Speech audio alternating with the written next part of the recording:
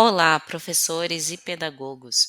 É com satisfação que iniciamos o webinário sobre a APOE, a Ação Psicossocial e Orientação Interativa Escolar, apresentado pela coordenadora Priscila Nascimento.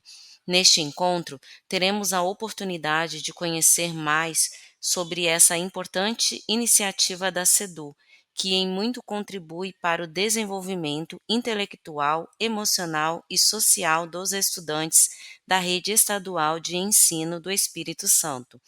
É importante ressaltar que é necessário realizar o registro de participação por meio do QR Code exibido ao final do vídeo.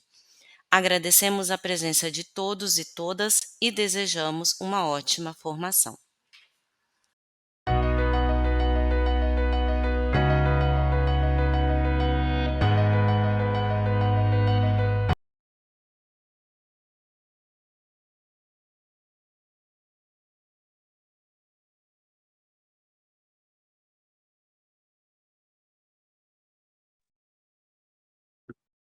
Bom dia, professoras, professores, pedagogas e pedagogos ingressantes na nossa rede. Sejam muito bem-vindos a mais uma semana de formação. A gente está iniciando a nossa terceira semana de ação formativa. Já tivemos 2 semanas ótimas, com vários webinários incríveis e proporcionando para vocês que estão ingressando na nossa rede conhecer um pouquinho mais de como funciona a Secretaria de Estado da Educação aqui do Espírito Santo. Então, assim, muito obrigada pela presença de vocês, pelo empenho. A gente está recebendo muito feedback bacana da nossa formação. Então, assim, agradecimento, sabe, imenso aqui da equipe do Cefop para com vocês. Hoje, antes da gente iniciar o nosso webinário, que a gente vai, né, conversar um pouquinho sobre o APOE, inclusive muito pedido por vocês, a gente vai contar com uma fala de boas-vindas do subsecretário Marcelo Lema, subsecretário da CEPLA. Ele vai conversar um pouquinho com vocês, né, dizer umas palavras. Alguns que não o conhecem vão ter a oportunidade agora de conhecê-lo. Então, gostaria de agradecer a sua presença, Marcelo, seja muito bem-vindo, e eu passo a palavra para você. Oi, pessoal, bom dia. Você me escuta bem? Perfeito, Marcelo. Então, tá bom. Pessoal, primeiramente, bom dia a todas e a todos que estão aqui acompanhando esse processo formativo aqui do nosso Centro de Formações de Profissionais da Educação aqui da SEDU, do Espírito Santo. Vocês já tiveram aqui uma fala inicial no primeiro dia, acho que do secretário Vitor, e ao longo dos dias os subsecretários estão passando junto com as demandas aqui de cada setor, para vocês também conhecerem, né, essa estrutura organizacional da secretaria. A gente aqui compõe a secretaria em 5 subsecretarias diferentes, né? 2 mais numa área meio de apoio, que é financeira, administrativo, e a parte de suporte, que é em obras, vigilância, alimentação, terceirizados em geral. A gente tem a Subsecretaria de Planejamento e Avaliação, que ela está entre a área meio e a área fim.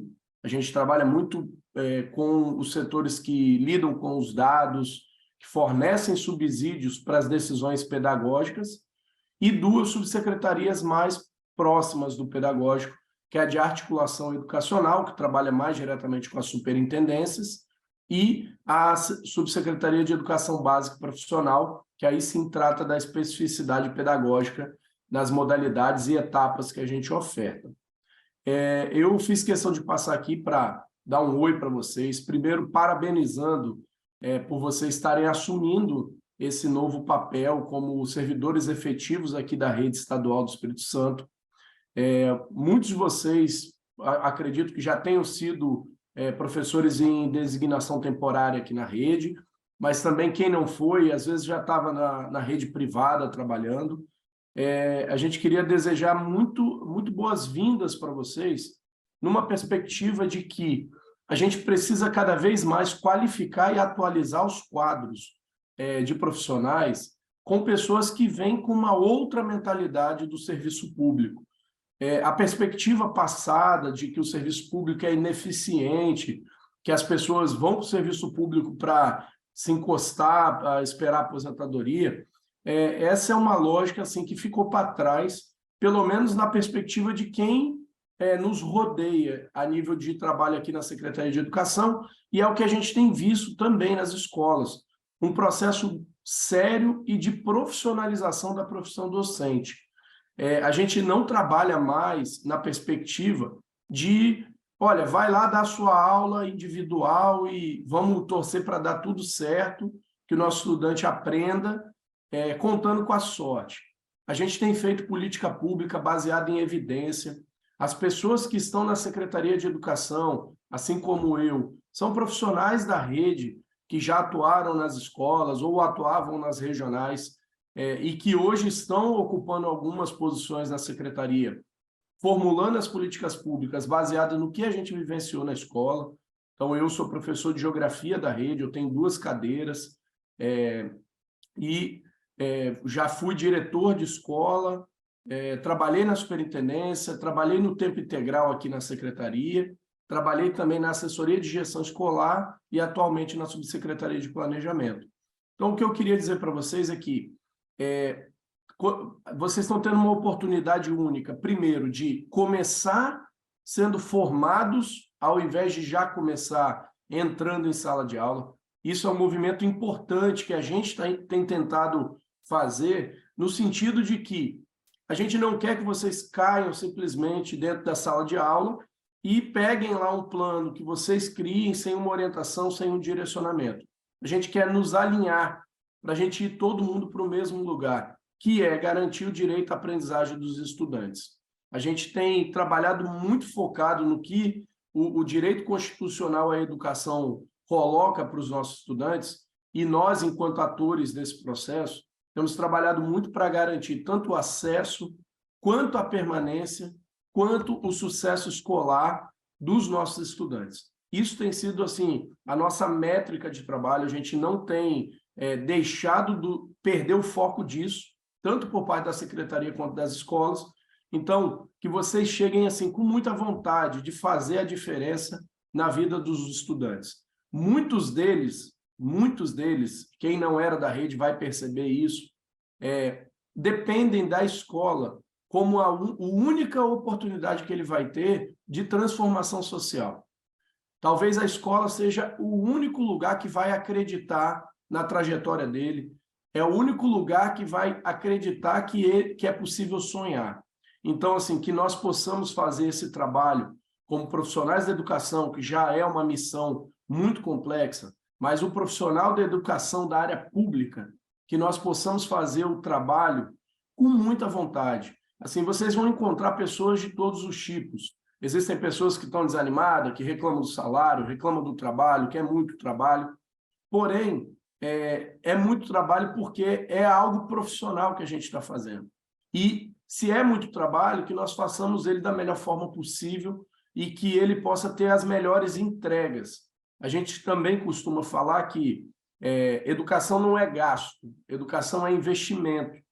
E ninguém faz investimento sem perspectiva de retorno. O que é o investimento que a gente faz? É toda a dedicação do nosso trabalho. O retorno que a gente espera é garantir direitos. E a garantia do direito perpassa pelo trabalho que vocês vão desenvolver aqui na rede estadual. Eu acho que a gente está quase no meio do curso, né, aproximadamente, depois Paola me corrige se não foi isso, mas são cerca de 20 dias úteis efetivos para vocês passarem por tudo que a secretaria trabalha. Hoje vocês vão ter uma apresentação junto com a nossa gerência do Apoia aqui do Espírito Santo, que é uma política assim, que vai muito atualizando esse papel profissional da educação, que é o suporte socioemocional e socioeconômico nas escolas, é um olhar social e um olhar para as questões socioemocionais estão tão latentes hoje na sociedade como um todo, mas especificamente dentro da escola. A escola nada mais é do que a reprodução social do que a gente vive enquanto pessoas na nossa sociedade, e é lá que as coisas acontecem. Como os meninos usam esse espaço também como espaço de segurança, por vezes é lá que vai aparecer os problemas que eles carregam dessa estrutura social. Então, gente, queria pedir a cada um de vocês, assim, se esforcem muito para fazer a diferença na vida das pessoas. A gente tem no serviço público essa oportunidade de transformar vidas. E aí eu não estou falando aqui nesse sentido ideológico somente da educação, eu estou falando do serviço público. Servir ao público também é uma missão e vocês, a partir do momento que passaram no concurso, vão ter essa oportunidade. Eu espero que a experiência de vocês seja tão boa quanto a minha nesses 15 anos que eu tenho aqui na rede estadual. Passaram na minha trajetória, pessoas incríveis, colegas incríveis, que me fizeram enxergar a educação da forma que eu enxergo hoje, e eu queria que vocês também tivessem essa oportunidade, e já me colocando à disposição aqui na Secretaria de Educação, para o que precisarem. Eu estou totalmente à disposição, assim como toda a nossa estrutura da Secretaria está, e aí, se precisarem, quiserem bater um papo, quiserem fazer contato, depois a equipe do Cefop pode disponibilizar aí meu e-mail para vocês, tá bom? Então, eu queria desejar para vocês um ótimo dia de formação. Nossa gerente Priscila também já está por aqui, daqui a pouquinho vai falar com vocês, e que essa oportunidade que vocês estão tendo de estar à frente do serviço público, que seja uma oportunidade, primeiro, muito gratificante para vocês, que vocês aproveitem bastante, mas que seja também de grande impacto social, que é o que a gente espera que a educação faça na vida dos nossos estudantes. Tá bom, gente? Obrigado mais uma vez pela oportunidade e muito sucesso nessa nova trajetória de vocês. Um abraço a todas e a todos.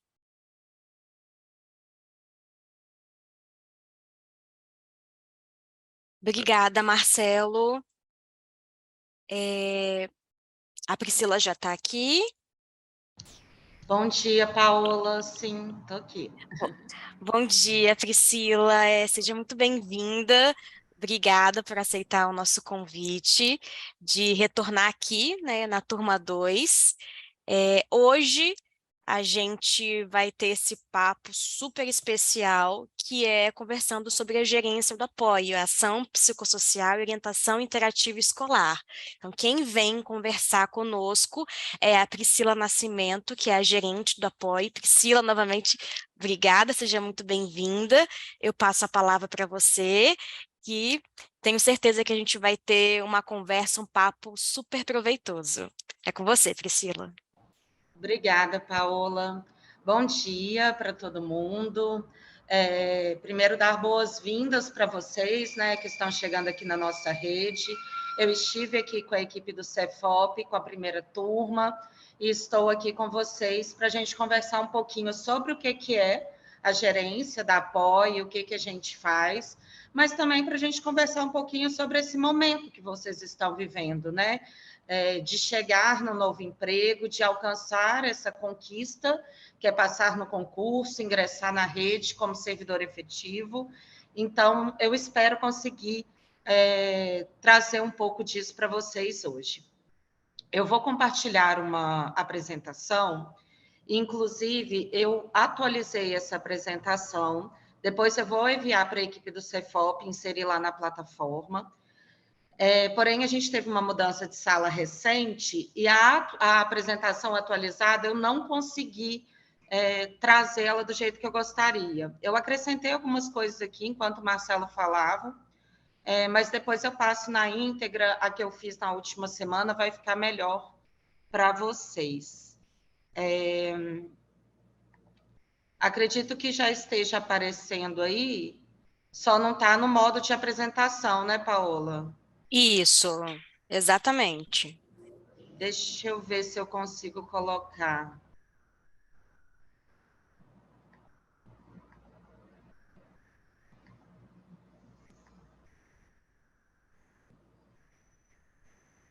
Para eu conseguir, eu tenho que fazer tela inteira. Agora deve estar, certo? Isso, agora tá. Perfeito, Priscila. Eu vou começar a minha fala, então. Caso alguém tenha alguma pergunta, a Paola vai gerenciando isso aí, ou algum comentário a gente lê ao final da minha fala também, mas, Paola, fica à vontade para me interromper se o som estiver ruim, alguma coisa nesse sentido. O objetivo do nosso encontro hoje, então, é apresentar o trabalho da APOI, a história desse projeto na secretaria, que hoje é uma gerência, os objetivos, os integrantes e os eixos de atuação. Nós vamos refletir também durante essa manhã como o acolhimento, a escuta e a empatia auxiliam no desenvolvimento e bem-estar profissional e dos estudantes também, né? Vamos falar um pouco da escola como parte da rede de garantia e proteção de direitos da criança e do adolescente. Isso é algo que a gente tem discutido muito aqui na CEDU.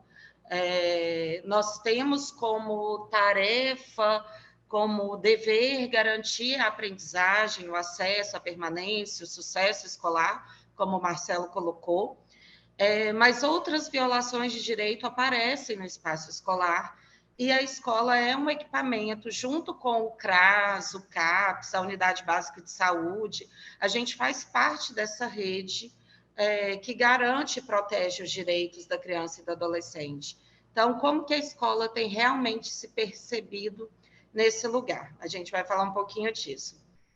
E vamos falar também sobre as questões de vulnerabilidade e a disponibilidade para conexões. Eu costumo dizer que a gente está num momento da nossa sociedade onde a gente tem a sensação de estar se distanciando das pessoas. A pandemia, ela nos tirou algo que é essencial para o ser humano, né? Que é a convivência com o outro, mas desde que a gente retornou do isolamento social, me parece que a gente continua distante das pessoas. E a gente tem visto muitas questões de problema de convivência. E na escola é um espaço que isso aparece com muita nitidez. Os alunos parece que não sabem conviver mais, não há respeito, a linguagem de tratamento é sempre uma linguagem violenta. E aí eu sempre faço um movimento para pensar no outro, a gente precisa pensar na gente primeiro. Então, vou conversar um pouquinho com vocês sobre como a gente pode atuar no espaço de trabalho, exercendo algum tipo de vulnerabilidade. Quando eu falo vulnerabilidade, é sobre a gente poder ser quem a gente é. Né? A gente é muito cobrado por saber de tudo, ter resposta para tudo, mas isso é completamente ilusório, né? Ninguém sabe de tudo, ninguém é bom em tudo o tempo todo. Então, para a gente falar um pouquinho sobre trabalhar a partir das nossas vulnerabilidades, pois a partir disso a gente se conecta com o outro de uma maneira talvez mais verdadeira. E isso pode contribuir para a melhoria do clima do nosso trabalho, do clima escolar. Então, a gente vai falar um pouco sobre isso também. O APOI, então, hoje ele é uma gerência na secretaria. Recentemente foi publicado um decreto criando essa gerência. Nós estamos vinculados à CEPLA, a subsecretaria hoje que o Marcelo está à frente, e nós somos compostos por equipes multiprofissionais, onde há profissionais formados em psicologia e em serviço social. Então, nós começamos a construir o APOI aqui em 2019. Em 2021, a gente localizou um psicólogo e uma assistente social em cada uma, aqui das 11 superintendências, tá, gente? Tem um erro meu aqui, mas é porque nós temos 13 duplas. A superintendência de Cariacica e Carapina, que são as que a gente tem o maior número de alunos, tem 2 duplas. As outras superintendências têm uma dupla. E a partir de janeiro de 2023, a gente localizou uma dupla na Escola Primo Beach, considerando, né, o ocorrido lá. A gente vai falar um pouquinho mais para frente sobre essas situações de violência contra a escola também. Então, foi publicada uma portaria em 2019, que instituiu a APOI. Agora, dia 3 de maio, foi publicada uma portaria 111, que ela revoga essa 108. Ela está disponível no site do APOI, eu vou mostrar o site para vocês depois. É muito importante que vocês tenham conhecimento da portaria da APOI, para saber, inclusive, o que é a atribuição dessa gerência aqui na unidade central, o que é a atribuição das equipes que estão nas regionais, e agora a gente vai começar a consolidar o que serão as atribuições das equipes que estarão nas escolas. Vocês devem ter visto no anúncio do governador, no Plano de Segurança Escolar, dia 27 de abril, no Palácio, que ele anunciou a contratação de mais assistentes sociais e psicólogos. Isso já era um planejamento da SEDU desde o ano passado, tomou mais urgência, sim, com o fenômeno, né, dos eventos de ataque, de ameaça, mas já havia uma previsão da gente expandir a APOI. A gente começou primeiro nas superintendências, mas já havia a intenção de ter essas equipes nas escolas. A gente vai ter mais ou menos uma equipe, uma dupla a cada 2, 3 escolas. A gente fez por tipologia de aluno. Essa expansão ela vai ser feita de maneira bem gradativa, e tentando estar muito junto com a escola, pois é um trabalho novo, tanto para quem já é da educação, quanto para nós que estamos adentrando a educação, né? Então, hoje, aqui na unidade central, na nossa gerência, temos eu, que tenho formação em psicologia, eu sou servidora efetiva do Estado, estou aqui na SEDU desde 2011, e aí, a partir de 2019, construindo, né, junto de outros parceiros, o trabalho do apoio e desenvolvendo essa implantação na rede. A Mislene é assistente social, ela está aqui comigo também desde 2020, aqui na unidade central.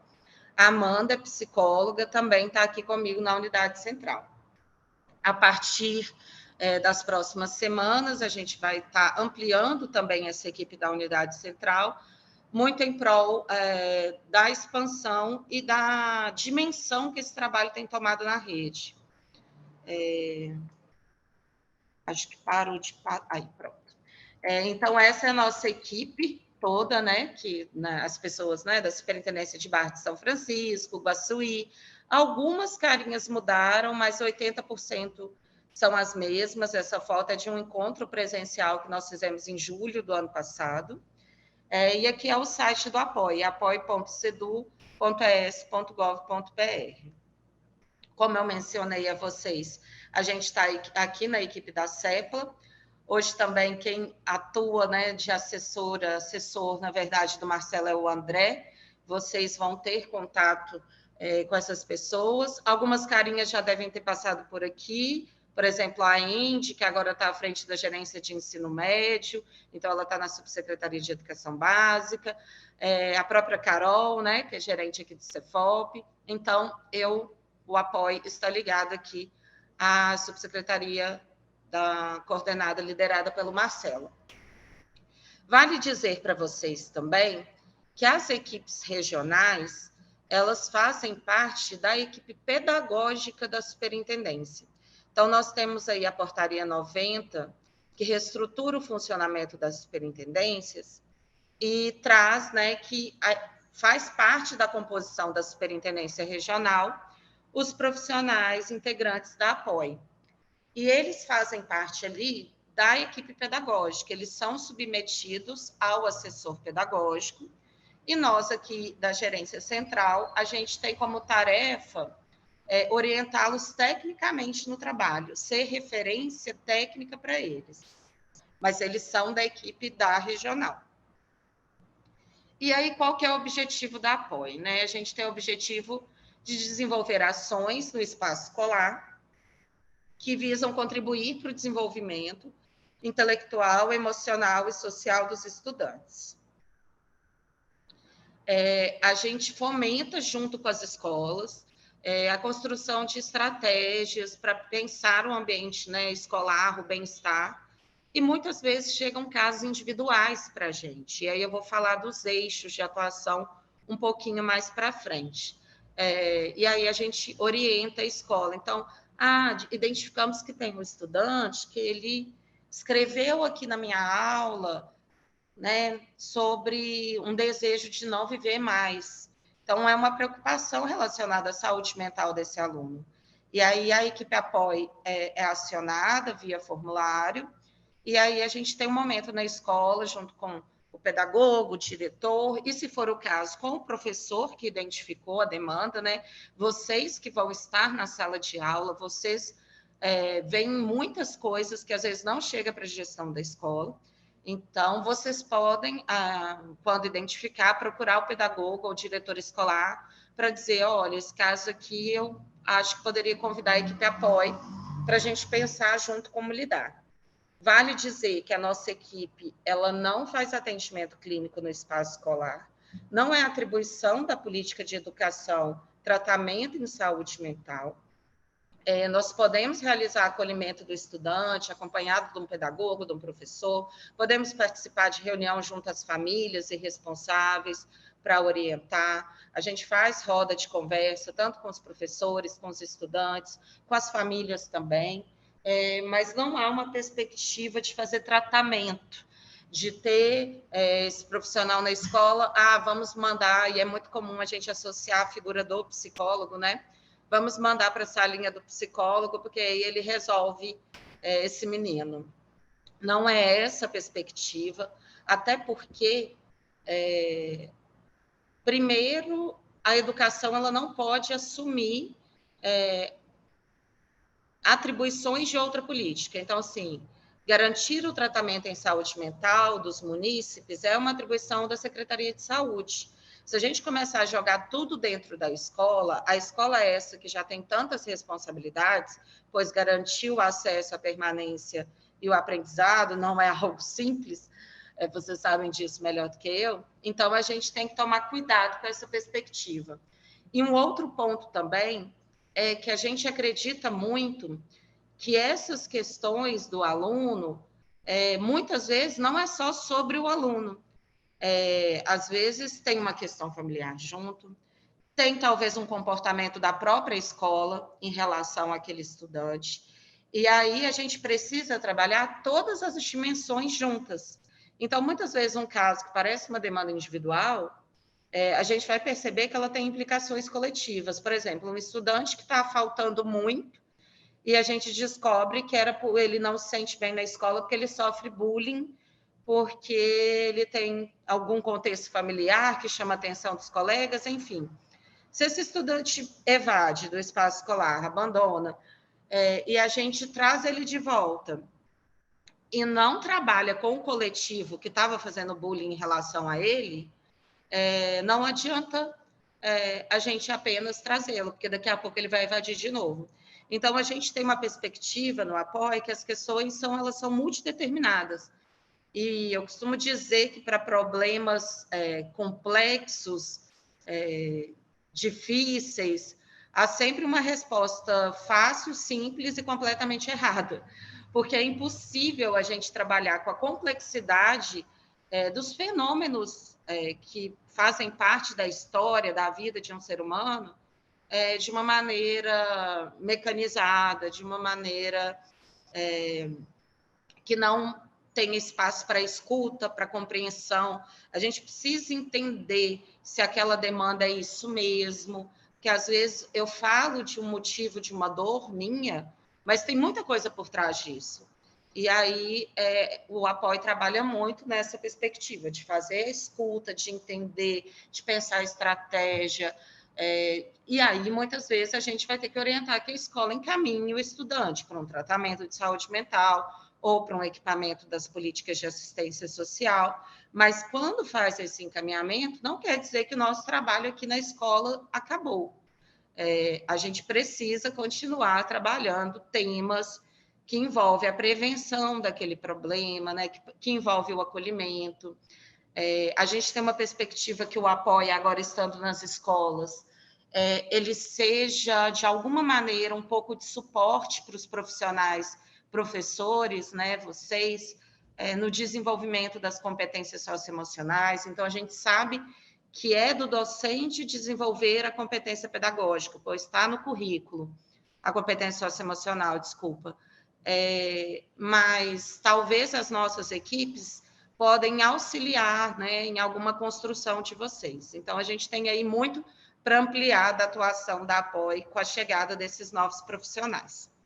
Como eu mencionei para vocês, dia 2 de maio foi publicada a portaria 111, que institui a gerência da APOI, né, e ali dá outras providências.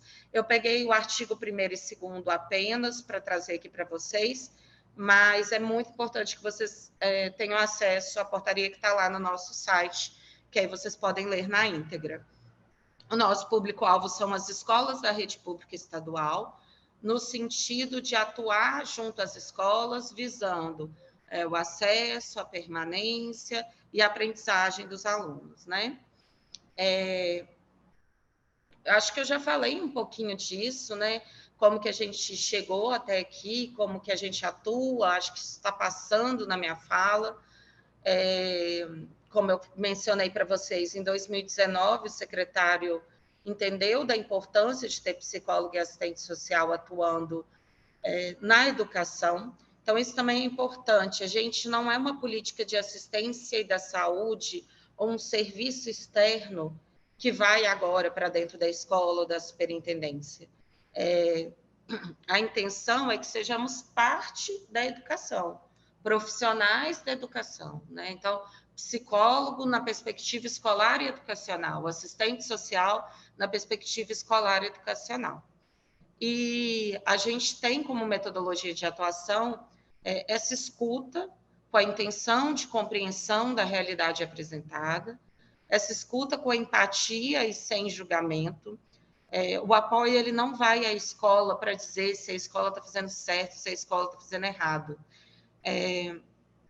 As portarias estão postas, né, as legislações. A gente vai à escola para compreender a realidade e pensar junto. Não temos necessariamente nenhum saber que é superior ao saber dos profissionais, professores, do pedagógico, da gestão, e, na verdade, a gente precisa muito aprender com quem já está na escola há muito tempo sobre essa realidade, e a gente vai muito para a escuta nessa intenção. Entender de onde se diz, acho que isso é algo muito importante, não só para a nossa vida profissional, mas para a nossa vida pessoal, né? No sentido que, às vezes, a gente é afetado por algo que é dito pelo outro, mas a gente não reflete de onde essa pessoa está falando. Então, pode ser uma pessoa que está muito ferida, pode ser que vocês chegaram aí na escola de vocês, e como o Marcelo colocou, talvez foram recebidos por algum profissional no sentido, você está achando que é bom você vir trabalhar, né, na rede do Estado, mas é horrível, enfim, com críticas negativas. E aí, às vezes, a gente pega isso como verdade, mas eu tenho feito muito esse exercício de pensar, mas essa pessoa, ela diz isso desse jeito porque ela está dizendo isso a partir de onde? E isso é muito importante em qualquer escuta. Nas escutas com o estudante também, às vezes o estudante fala uma coisa que talvez chegue até atravessado para a gente, mas às vezes é possível fazer um movimento de dar 2 passos para trás e pensar, mas de onde que está vindo essa fala dele, né? Qual é o contexto? O que provoca que ele fale dessa forma? Antes da gente pegar a superfície do que está sendo mostrado. O apoio tenta trabalhar muito com entender com o que está na essência das questões que nos são trazidas, e não necessariamente o que mostra só na superfície no primeiro momento, né? E aí, inclusive, já que eu estou falando sobre o contexto de trabalho de vocês aí, recém-chegados, muitos de vocês recém-chegados na rede estadual. Priscila, Oi. Desculpa te interromper, a gente tem o subsecretário de Suporte à Educação, André Melotti, ele está aqui, ele gostaria de falar um pouquinho com os nossos ingressantes. Eu devia até ter chamado ele antes, mas passou despercebido. Quero até pedir desculpa ao subsecretário. Eu posso te interromper só um pouquinho para ele dar uma palavrinha aqui com os nossos profissionais ingressantes, e aí, posteriormente, a gente segue com a apresentação. Subsecretário André Melotti, você está aqui, você nos ouve? Bom dia, você me ouve bem, Paula? Perfeito, te ouço sim. Não, eu vou até pedir desculpa para a Priscila também, porque eu sei que você interromper alguém no meio do raciocínio não é fácil, né? Para depois voltar, mas é só para dar boas-vindas aos novos ingressantes na carreira, né, e dizer que nós aqui, como subsecretaria meio, né, que somos responsáveis na área de obras, alimentação escolar, os serviços terceirizados como um todo, né, os mobiliários. Então, assim, de uma forma geral, essas áreas, na área meio, né, o serviço de maior monta está vinculado à nossa subsecretaria. E deixar todos, né, à disposição, né, nos nossos canais de comunicação, e dizer que vocês fizeram uma escolha correta, né? Nós aqui, eu também sou funcionário, sou servidor do Estado, né, há mais de 13 anos, sei, né, da política do Estado nesse momento que vem adotando de valorização da carreira, e desejo sucesso a todos. Se passo aí a Priscila, vou continuar ouvindo a Priscila aí, que a apresentação dela está muito boa, e até eu estou curioso aqui para saber o desenrolar aqui da apresentação da Priscila, tá? Obrigado, Paola. Imagina, obrigada a você, André. Priscila, pode prosseguir. Tá aparecendo direitinho? Perfeito, está aparecendo sim. Tá, obrigada. Então, gente, eu estava dizendo para vocês, né, sobre esse contexto de vocês chegarem agora na rede estadual. Alguns estão, né, contemplando, entrando na segunda cadeira, alguns talvez já eram professores em designação temporária. Mas eu queria fazer uma provocação, né, para perguntar para vocês se vocês já pararam aí, desde que chegaram, desde que ingressaram, para ouvir a história dos seus colegas ingressantes, dos profissionais que estão recebendo vocês. Acho que quando a gente passa no concurso, a gente fica muito esperando por esse momento, porém a gente vem atropelado com uma enxurrada de organizar documento, fazer exames para tomar posse, prazos e escolha de vaga. E aí, às vezes, a gente não tem esse momento de revisitar a nossa história, de como a gente chegou até aqui, para a gente reconhecer mesmo, né, o quanto é uma conquista muito importante passar no concurso público, né? E a gente valorizar essa conquista, a gente comemorar. Não sei se vocês já tiveram tempo para comemorar essa conquista de vocês. Aí aqui até coloco, né, sobre um pouquinho da minha história, mas acho que eu já falei, né, que eu cheguei aqui na CEDU em 2011. Eu vim do estado de Minas, me formei lá em Minas Gerais. O concurso aqui do estado foi o primeiro concurso que eu fiz, recém-formada, final de 2010, e vim morar aqui. Estranhei um pouquinho no início a diferença dos capixabas e dos mineiros. Acredito que deve ter mineiro ingressante também, porque a gente adora aqui esse estado, né? E tem sido muito importante para mim, interessante, construir minha caminhada aqui na educação, conhecer pessoas que vêm agregando muito a minha trajetória profissional. Então, trabalhar com o secretário Vitor é algo assim muito grandioso, de muita aprendizagem, com o Marcelo, que é uma liderança que super apoia e estimula o nosso trabalho, o André também, todos nós subsecretários aqui da rede. A gente está com uma equipe na Secretaria de Educação muito envolvida com a oferta da educação de maneira realmente a melhor maneira que a gente puder entregar. Acho que o Marcelo falou disso um pouquinho. Então, para a gente é muito importante vocês estarem chegando e terem esse momento de também conhecer seus colegas, conhecer as escolas, conhecer a história daquela escola.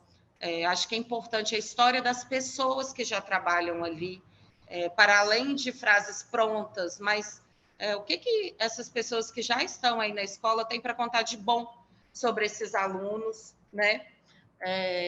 Entender como essa escola passou pela pandemia, que é algo importante. A gente ainda vive os impactos da pandemia, apesar da gente falar pouco sobre isso, mas é importante a gente retomar. Vocês também terem um momento aí para saber como que é essa comunidade escolar, quais os pontos fortes dos alunos. Eu acho que é comum em algumas escolas a gente chegar e já trazer para a gente os pontos que causam problema, né? Porque aquele aluno, aquela turma, mas aquela turma que causa esse tipo de incômodo, de trabalho mais específico, o que ela teria de ponto forte? Porque eu acho que o olhar de vocês que estão chegando agora é fundamental para isso. Às vezes, a gente que está no cotidiano, a gente para de enxergar algumas coisas.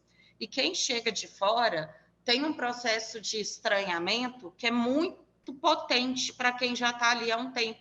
Então, realmente estranhem as coisas como elas são trazidas para vocês. Perguntem mais, mas assim, eu vi aqui que tinha um projeto aqui na escola, mas vocês não executam ele mais. Acho que vocês vão encontrar muito disso nas paredes da escola, muita apresentação. Então, entender quem são os professores que talvez desenvolvem alguma prática que você se identifica, para você conseguir realmente emergir nesse lugar e dar a sua contribuição.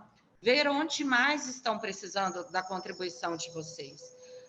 Isso cria conexão no espaço de trabalho e faz a gente se sentir melhor, porque a gente está se sentindo integrado, útil, colaborativo.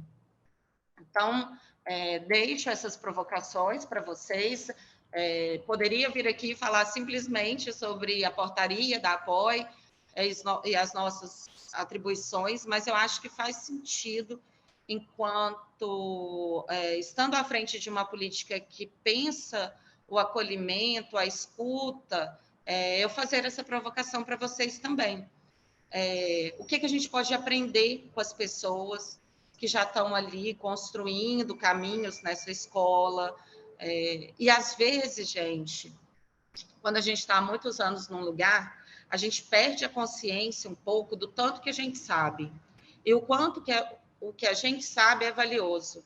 E vocês chegando nesse espaço novo, é muito importante para fazer essa provocação com quem já está. Talvez até fazer essa pontuação, nossa, mas você conhece muito aqui da escola. Nossa, mas essa sua forma de lidar com essa situação, problema, é muito interessante. Eu nunca tinha visto alguém fazer dessa forma. Porque é importante a gente mostrar para o outro também, nas nossas relações de vulnerabilidade e conexão, que ela tem um saber ali. Por mais que talvez ela esteja cansada, por mais que ela não esteja feliz o tempo todo, mas que há muito a ser reconhecido, e principalmente na escola, que é um espaço extremamente rico de criações, de criatividade, de conexão, de oportunidade. Vocês vão passar a maior parte do tempo de vocês neste lugar, com essas pessoas. Então, quais são os movimentos importantes para vocês fazerem e se sentirem bem nesse novo lugar de trabalho que vocês conquistaram? Porque é uma conquista, né? Quais são os objetivos? O que vocês pretendem, né, deixar como legado enquanto servidor, professor da educação ou pedagogo? Por que vocês estão nessa rede? Então, queria deixar essa provocação, antes de eu voltar para falar do apoio mais um pouquinho. Acho que é importante a gente refletir, enquanto sujeitos mesmo das nossas vidas, por que a gente faz determinadas escolhas e o que a gente vai fazer para que essas escolhas façam diferença realmente na nossa vida e na vida de quem está do nosso lado, né? E aí, como eu pergunto para vocês por que vocês estão aí, né, e deixo para vocês refletirem ao longo aí da semana, trago algumas indicações de por que a APOI. Por que a gente resolveu criar esse projeto aqui na CEDU? E aí eu retomei algumas matérias, algumas até mais antigas, acerca, por exemplo, do bullying na escola e o preconceito. A gente sabe que acontece muito bullying, a gente sabe que acontece muito preconceito, e esse tipo de comportamento ele está embutido nos processos de convivência mesmo. E aí é importante a gente ter essa equipe de psicóloga e assistente social para contribuir na escola em relação a como que a gente desenvolve uma convivência mais respeitosa, mais democrática, no sentido de escutar e respeitar as diferenças, para assim a gente conseguir combater o bullying e o preconceito. Um outro motivo, acho que parou de ir, tinha essa matéria aqui, que é até de 2022, que ela traz quais são os papéis e os limites da escola na promoção da saúde mental dos estudantes. Então, é aquilo que eu falava no início para vocês. O ambiente escolar pode ser um espaço estratégico para desenvolver ações em parceria com a família, com profissionais da saúde, além de acolher e encaminhar os casos. Então, a gente tem limites de atuação. Fica a sinalização dessa matéria, depois, se vocês quiserem procurar, no slide tem o link direitinho. Mas isso é uma coisa que já vem ventilando, né? Sobre o que a gente pode atuar na escola e o que também nos limita aí.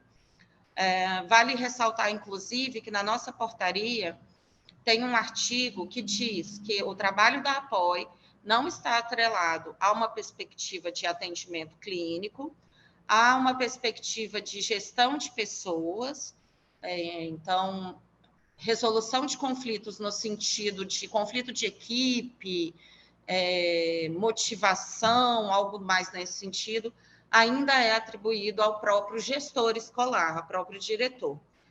Mas eu costumo dizer para os técnicos da APOI que nunca para a gente dizer não para uma solicitação necessariamente, mas sim tentar compreendê-la e identificar como a gente pode ajudar, porque não é porque necessariamente a gente tem formação em psicologia ou serviço social que dentro da política pública da APOI a gente esteja instrumentalizado para todo e qualquer tipo de demanda. Há um limite, há um norte, né? A metodologia de trabalho da APOI foi construída em cima dos documentos de referência técnica dos Conselhos Federais de Psicologia e Serviço Social do nosso trabalho aplicado à educação. Então, eu não posso, enquanto psicólogo, fazer entrevista de processo seletivo de coordenador pedagógico para a escola tal, porque eu não estou atuando ali na perspectiva de gestão de pessoas. Um outro limite de atuação é que as equipes APOI não fazem oitiva para fins de instauração de processo judicial ou administrativo. Então, a gente faz, por exemplo, uma situação de violência contra um estudante por parte de um professor. Infelizmente, a gente tem alguns casos de violência, assédio sexual, e aí a corregedoria da secretaria, junto da superintendência, faz a oitiva e faz os processos para instaurar aí um processo administrativo, se for o caso. As equipes da APOI vai acolher a estudante para entender como ela está se sentindo, como que está impactando o bem-estar dela na escola, mas a gente não atua numa perspectiva de investigação, de verificar, de produzir provas, porque esse não é o objetivo do nosso trabalho, e a gente não instrumentaliza as equipes para esse tipo de escuta, que a gente chama, inclusive, de escuta especializada. Mas retomando aqui, por que eu apoio, como eu coloquei para vocês, muitas situações de violação de direito aparecem no espaço escolar. Então, às vezes, é na escola que a estudante vai falar que ela está sendo violentada fisicamente pelo padrasto ou sexualmente. É na escola que eles vão contar que talvez a família está sendo negligente em relação à sua alimentação, à sua higiene. Então, a gente precisa estar atento, enquanto equipamento da rede, sobre situações, e isso provoca evasão.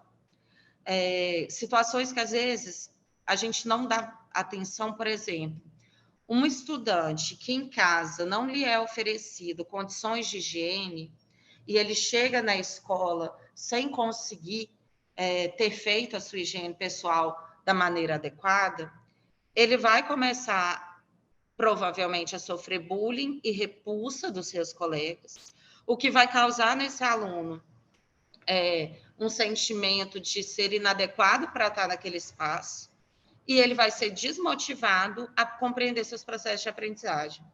Então, percebe como que a coisa ela não é isolada? O problema e aí, tipo, tudo bem, a gente pode chegar a essa família para entender por que há essa negligência em relação à higiene, mas ali também a gente vai descobrir várias facetas daquela situação. Então, as questões que aparecem no espaço escolar, elas são muito amplas, porque nós somos pessoas, nós somos complexos, e isso é tanto no público da escola particular quanto no público da escola pública. Claro que algumas coisas elas mudam, mas, por exemplo, o racismo ele acontece na nossa sociedade de uma maneira, infelizmente, em toda a sociedade. Em alguns lugares ele aparece mais de alguma forma, né? Em outros de outra forma. Mas assim é importante dizer que o psicólogo assistente social no contexto da educação ele não está ali para necessariamente resolver problema. Ele está ali para pensar a escola como um espaço de prevenção, de cuidado, de acolhimento, muitas vezes de encaminhamento e de compreensão, porque a gente tem falado muito de educação integral, e não educação em tempo integral necessariamente, mas a educação que compreende o aluno de uma maneira integral. E aí, é claro que a gente vai considerar a história desse aluno, a cultura, as suas questões subjetivas e de afeto e como ele se relaciona. Então, é nessa perspectiva da gente agora conseguir olhar mais para a escola como um espaço de gente. E gente é complexo. E gente está em movimento. E gente é dinâmico. E aí eu trago aqui outra matéria, como os psicólogos e assistentes sociais podem ajudar alunos e professores. E aí eu trouxe alguns trechos das matérias, por exemplo, na equipe pedagógica, né? Então, aquilo um pouco que eu trazia para vocês, da gente abordar de maneira coletiva as demandas, a gente pode contribuir na melhoria do processo de ensino-aprendizagem, compreender, ajudar a compreender as questões de desenvolvimento infantil e do adolescente. A gente pode auxiliar na relação escola-família, em ações preventivas, tanto em situação de violência, né? Aqui eles citam, por exemplo, a própria situação de Suzano, lá na Primo Beach, a Apoia trabalhou muito de perto no acolhimento, ainda estamos lá. E aí, eu acrescentei aqui um ponto relacionado às situações de ameaça contra a escola. Futuramente, né, assim, a gente vai fazer momentos disso no espaço escolar, as outras equipes apoiam, mas para vocês que estão chegando, eu imaginei que poderia ser uma angústia, um assunto que causasse provocação em vocês, né? E posso dizer a vocês que nós também, da Psicologia e Serviço Social, a gente não estudou na nossa formação o que fazer quando um aluno fala que vai matar todo mundo na escola, né? Então, a gente tem aprendido junto, é referência para apoio o trabalho da Thelma Vinha, que é coordenadora do GPEM, que é o Grupo de Estudos e Pesquisa em Educação Moral da Unicamp. Esse grupo de pesquisa esteve muito perto da APOI, lá na Primo Beach, e esteve agora, recentemente, na Assembleia, falando um pouco sobre essas situações de ameaça contra a escola. Tem muito material da Thelma Vinha no YouTube, muito interessante, para a gente compreender a origem desses fenômenos. E eu construí um documento de orientação às equipes APOI para quando há situação de ameaça contra a escola, e os nossos diretores têm acesso também a uma CI do gabinete aqui, que é a CI 04, orientando o que fazer quando identifica uma situação, porque elas são muito diferentes. Pode ser que vai aparecer escrito no banheiro da escola, então a gente não sabe quem fez a ameaça. Pode ser que o aluno vai escrever num textinho de projeto de vida. Pode ser que vai chegar para o diretor que um colega publicou no grupo. E aí também a gente tem pensado muito sobre o olhar no sentido assim, quem é esse aluno que está falando isso? Quando a gente sabe quem é, né? Porque tem acontecido um fenômeno muito estranho, que é assim, o estudante fala isso e parece que a partir daquele momento ele se torna, naquele momento, o potencial terrorista. Assim, ninguém conversa com esse aluno para entender, porque ameaçar a escola, por mais terrível que isso seja, e é também uma forma de chamar a atenção. E a gente tem visto, muito pelos estudos que o GPEM traz, que os alunos que geralmente fazem essas ameaças ou chegam a cometer esse crime, são alunos que geralmente eles são invisíveis no espaço escolar. São alunos que até uma usa um termo até de alunos bege. Não é aquele aluno CDF, mas também não é aquele mais bagunceiro. Ele é um aluno que ele talvez pode sim estar sendo excluído. E aí, isso também é responsabilidade nossa. Quais são os processos que realmente a gente tem feito de inclusão, de escuta?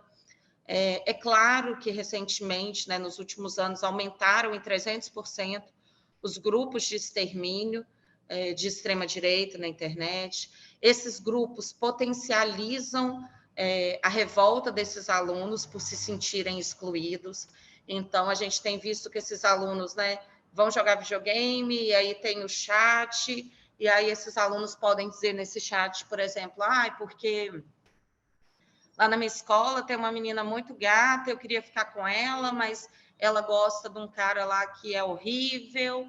E aí esses grupos de extrema-direita começam a pegar essa fragilidade desse aluno e potencializar no sentido assim, não, cara, mas você é maneiro, ridículo é aquele cara, ridículo é essa mulher, porque mulher realmente não vale nada. Eu acho que você devia acabar com todo mundo para eles verem quem é você.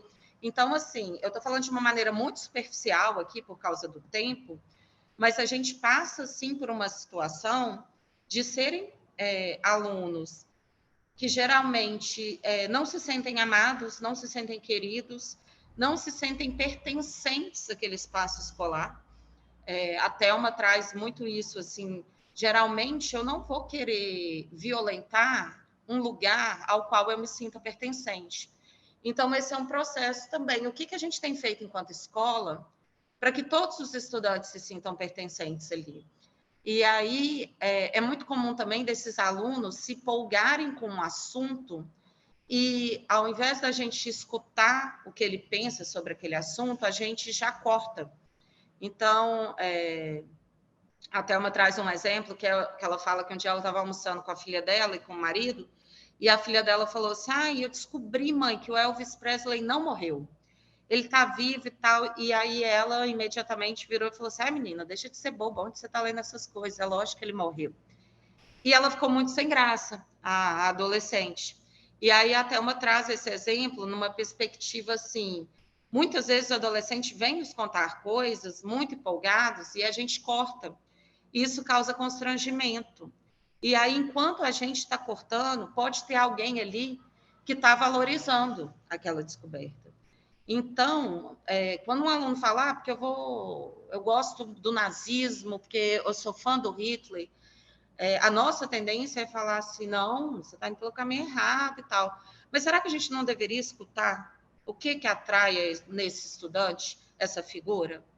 E será que a gente não deveria pensar uma ação para mostrar para ele sobre outras pessoas da história da humanidade que têm características de liderança, estratégia, inteligência, mas que usaram isso para fazer algo bom?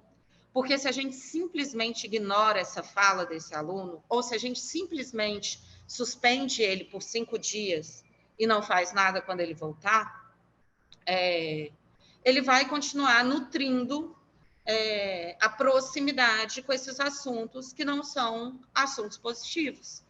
Ele vai se sentir pertencente ao grupo de extrema-direita do videogame que está falando com ele, que ele sim, que ele é super maneiro e que se ele conseguir uma arma, então, aí que ele vai ser mais maneiro.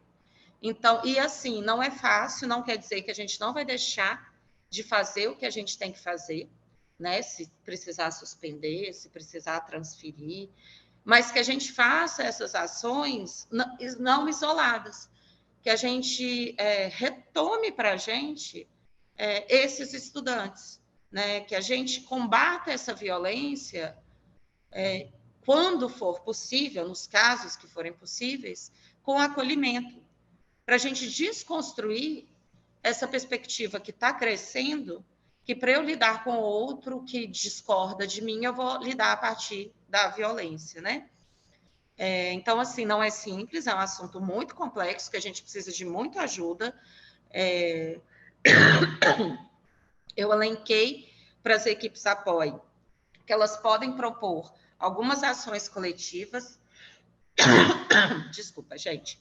Por exemplo, a gente pode fazer ação junto às famílias, abordando a importância do acompanhamento dos acessos dos seus filhos ao conteúdo online, a construção de momentos de diálogos e de troca no ambiente familiar.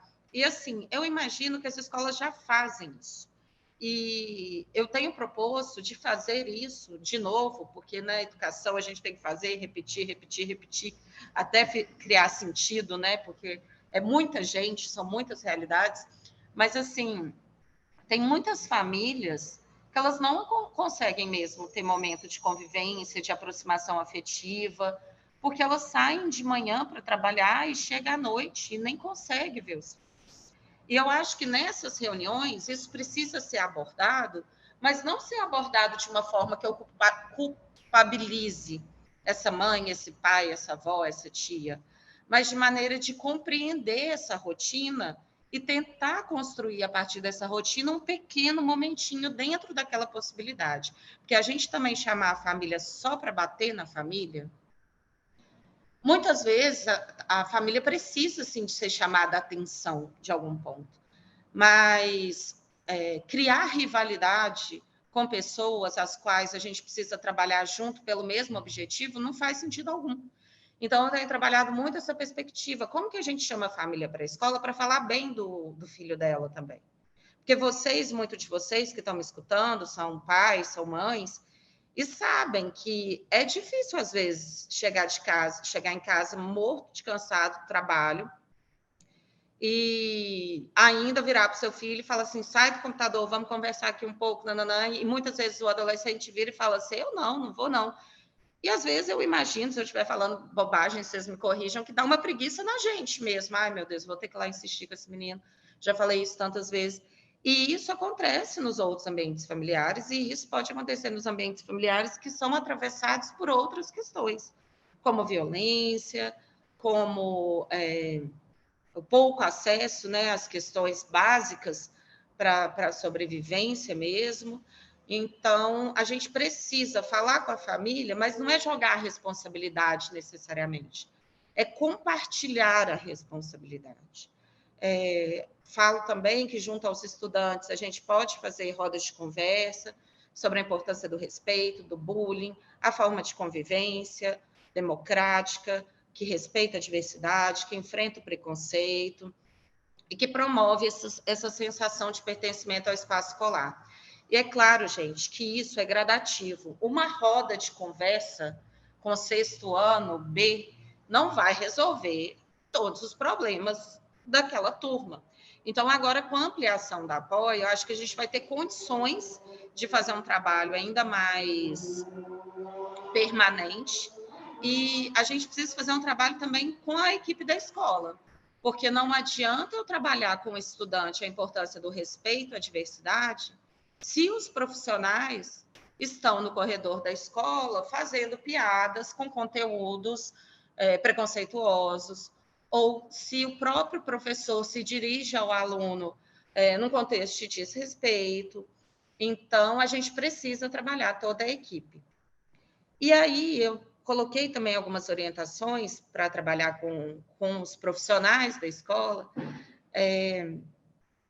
e aí eu trouxe para os técnicos da APOI que, para trabalhar com qualquer profissional, professor, pedagogo, diretor escolar, o pessoal da secretaria, o pessoal da limpeza, antes de falar qualquer coisa, a gente precisa ter uma estratégia de acolhimento. Porque eu tenho dito que as escolas têm sido muito violentadas nessa situação da ameaça, esse medo. Será que amanhã eu posso vir? Quem me garante que esse menino está brincando? E é muito complicado porque não existe quem possa garantir se uma pessoa vai mesmo cometer um crime ou não. E isso, por si só, já é suficiente para a gente se sentir muito angustiado, né? E, para além, eu tenho pensado muito na questão de que, assim, a educação está sendo atacada. E aí, por exemplo, eu formei em psicologia, hoje eu trabalho na educação, eu sou uma profissional da educação, Mas, a partir da minha formação em psicologia, eu poderia trabalhar na saúde, na assistência, numa empresa privada, na clínica, enfim. E, especificamente, quem faz o curso da licenciatura pode abrir outras portas, mas está muito atrelado à educação, ao dar aula. E aí eu fico pensando o quanto machuca vocês saberem que a escolha da profissão da vida de vocês está sendo atacada. E aí não é atacada necessariamente por aquele menino que atirou. É atacada por um contexto de sociedade que vê a escola como um lugar de desenvolvimento de autonomia, liberdade, pensamento crítico, e vê essa escola como uma ameaça, e não como uma potência de vida, né? E aí não dá para falar com os profissionais que já estão aí na educação há muitos anos ou que escolheram a educação como área de trabalho permanente sem a gente fazer um acolhimento, sem a gente escutar os impactos dessas ameaças na rotina profissional, para depois a gente conseguir pensar junto com vocês, né, como que a gente aborda em sala de aula o acolhimento, o bem-estar, a prevenção de bullying. Então, gente, de uma maneira bem rápida, quis tocar neste assunto com vocês, que a gente apoia, tem trabalhado muito para tentar auxiliar as escolas na perspectiva da prevenção, do acolhimento e da compreensão das situações de ameaça, porque também é muito comum chegar uma coisa no nosso WhatsApp e a gente não apurar de onde vem aquilo. Então, às vezes, tem uma ameaça no Twitter que nem diz que vai ser em qual escola, não diz o município, muitas vezes não diz o estado, mas aquilo vai passando na rede social que chega para a gente assim, vai ser aqui na minha escola. E aí a gente precisa compreender de onde vêm essas questões, até para gerenciar esse pânico que pode ocorrer em função das fake news. Como eu coloquei para vocês, a APOI atua. Eu coloquei os eixos de atuação lá no final, mas eu vou antecipar aqui, porque eu acho que vai fazer mais sentido na nossa lógica.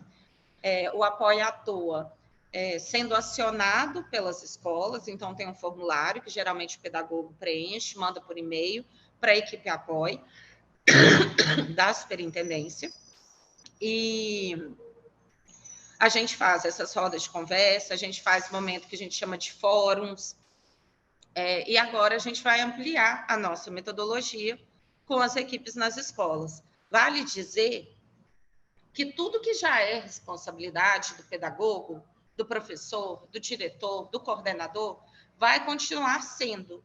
Essas equipes vão contribuir para as atividades da escola, através, inclusive, até dos próprios projetos, da buscativa escolar, do programa Sucesso Escolar, enfim.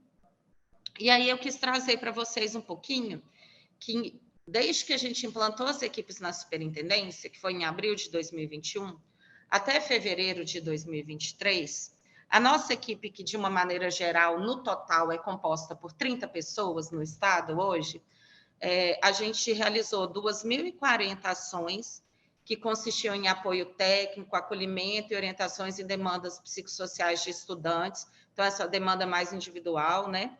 Chegou muito para a gente comportamento autolesivo, ideação suicida, violência sexual, conflito familiar. E essas demandas, elas precisam ser abordadas, né, no espaço escolar e também através do trabalho de rede, envolvendo políticas públicas para além dos muros das escolas. Nós fizemos 624 rodas de conversa com estudantes, professores e ou familiares e responsáveis, trabalhando convivência e respeito, identidade e autoestima, combate ao racismo, prevenção contra abuso e exploração sexual, cultura da paz, protagonismo juvenil, valorização da vida, impactos da pandemia, situações de luto, né, como fazer o acolhimento. Então, a gente fez aí muitas rodas nesses quase 2 anos de atuação. E a gente fez 60 fóruns, que são espaços que a gente convida pessoas de outras políticas, de outras instituições, para falar sobre um tema. E aí, esses fóruns vão chegar às escolas também agora, em 2023. E aí, gente, só para não ficar tão pesada a minha fala, eu queria compartilhar um vídeo com vocês, para refletir um pouquinho sobre esse contexto escolar e o que aparece para a gente, né, nesse contexto escolar. Só um minuto. Lindos movimentos com alto gasto calórico. Este é o método Barclays. Eu vou só desligar o meu som.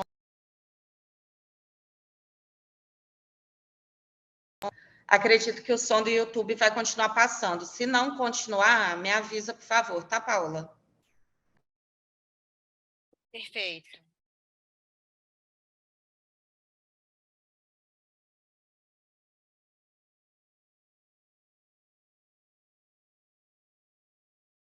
Tá sem som, Priscila.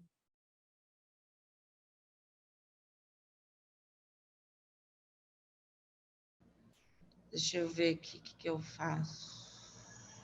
Acho que eu vou tentar compartilhar a guia, vai ser melhor.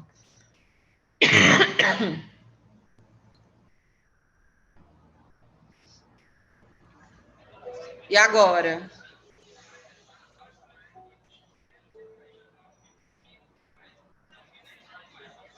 Permanece sem som.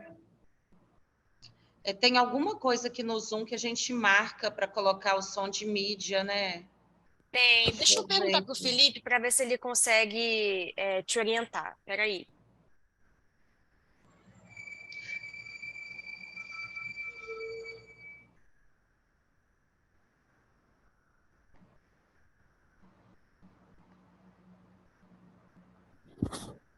Ei, Priscila, tá me ouvindo? Oi, tô. Costuma assim, quando a gente vai compartilhar a tela, fica a opção ali embaixo à esquerda que você tem que marcar. Aí Eu vi. Mas eu vou mandar o link aqui, então, vocês colocam para mim? sim, posso tentar compartilhar daqui, sem problema. Tá, mandei no chat mesmo. Tá, peguei.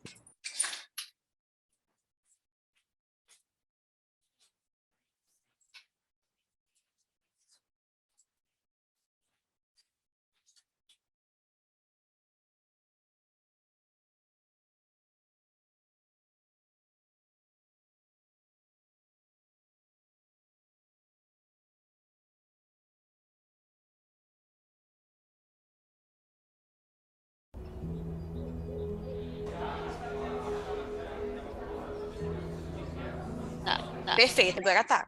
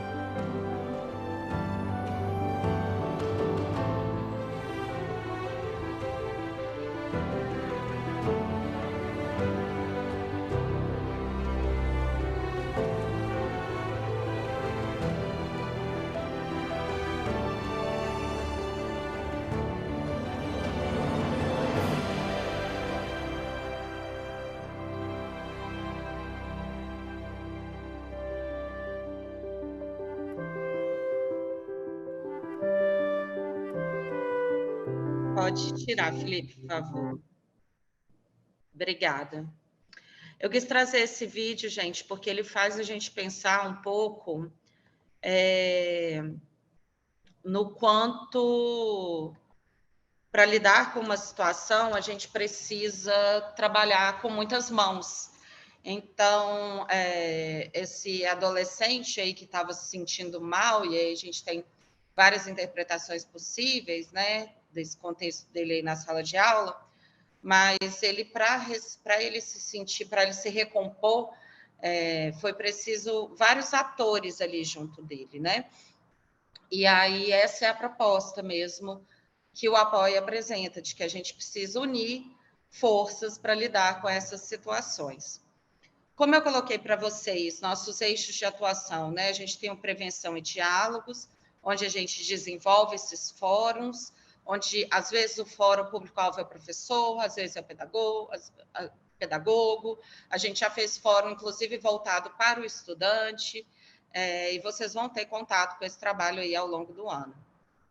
E aí a gente aborda diversos temas, lá no site da Apoio vocês conseguem ver um pouquinho dos temas dos fóruns que a gente já realizou, e a gente está trabalhando aqui na CEDU para poder, a maioria dos fóruns foram online, para a gente poder subir para o YouTube da CEDU alguns fóruns. Então, quando isso estiver concretizado, a gente vai divulgar nos grupos de diretores para chegar também até vocês. Caso vocês tenham interesse de assistir a algum fórum, a gente vai disponibilizar lá. Hoje a gente tem algumas escolas que a gente atua de maneira mais permanente. Antigamente a gente chamava de escola piloto, agora a gente tem chamado de escola referência. Como as nossas equipes não tinham condição de atuar de maneira tão próxima de todas as escolas, porque até o momento são mais ou menos 30 escolas para uma dupla, mas como a gente acha muito importante a gente poder ouvir todas as pessoas da comunidade escolar e construir um plano de trabalho e acompanhar esse plano e fazer uma intervenção ao longo do ano letivo, para a gente não perder essa possibilidade de metodologia e aprendizagem para a gente e para a escola também, a gente determinou que a cada ano uma escola da superintendência seria identificada como essa escola referência. Agora, com a chegada dos novos profissionais, que a gente vai iniciar o processo de contratação, a gente vai conseguir ainda mais trabalhar dessa maneira mais permanente, sistematizada, mais de imersão, né, a escola. A gente costuma dizer também que o calendário escolar tem muitas datas que impulsionam discussões sobre temas que impactam diretamente os aspectos emocionais e sociais dos estudantes.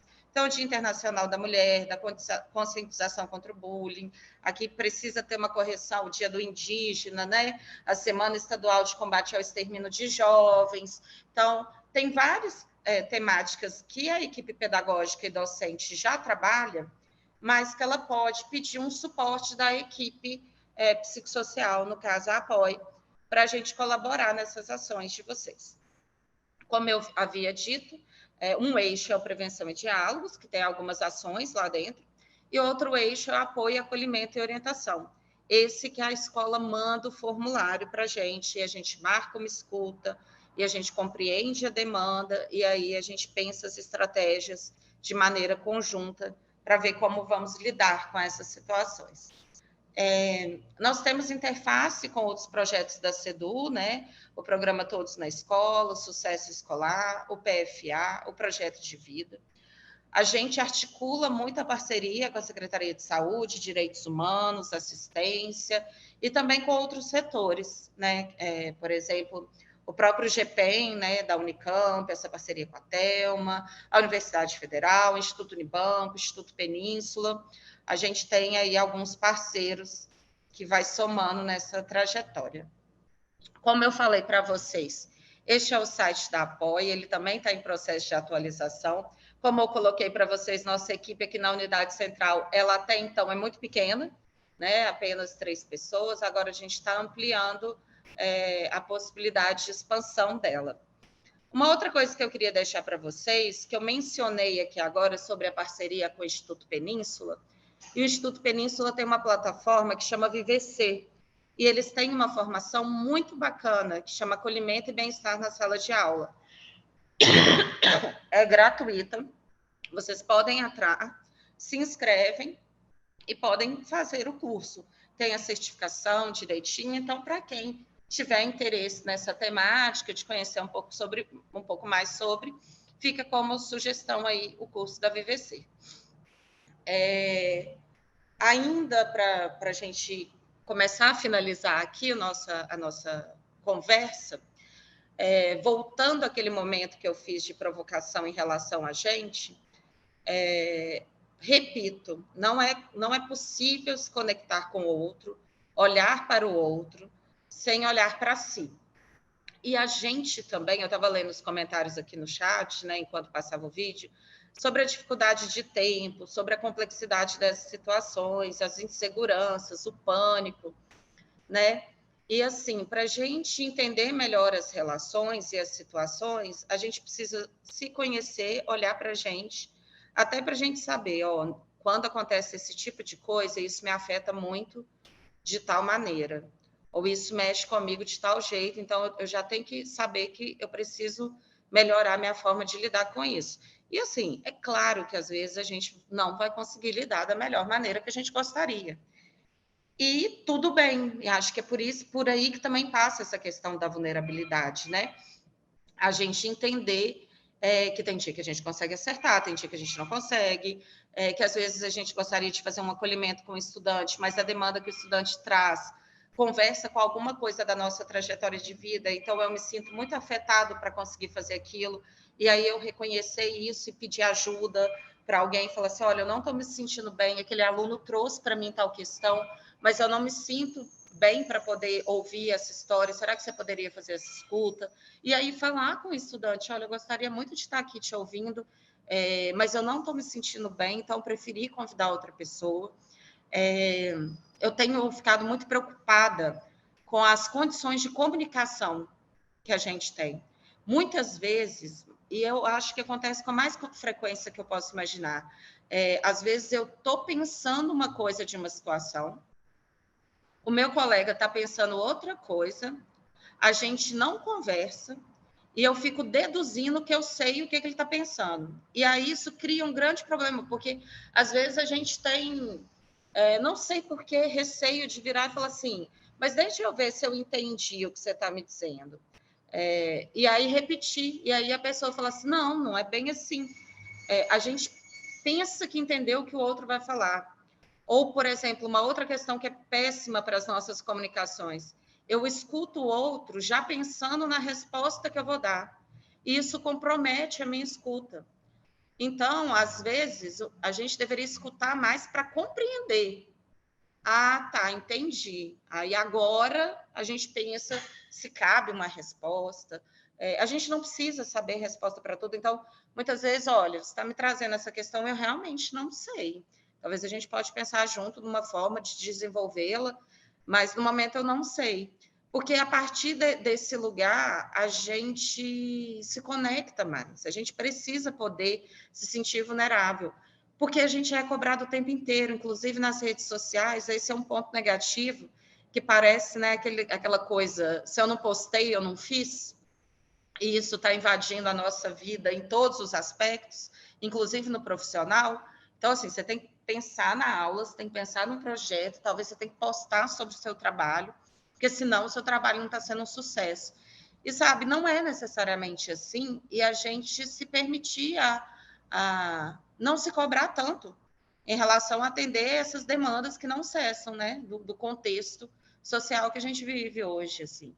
E aí eu trouxe um vídeo que eu gosto muito, vou também mandar o link no chat aqui, que o Felipe passa para mim, peraí.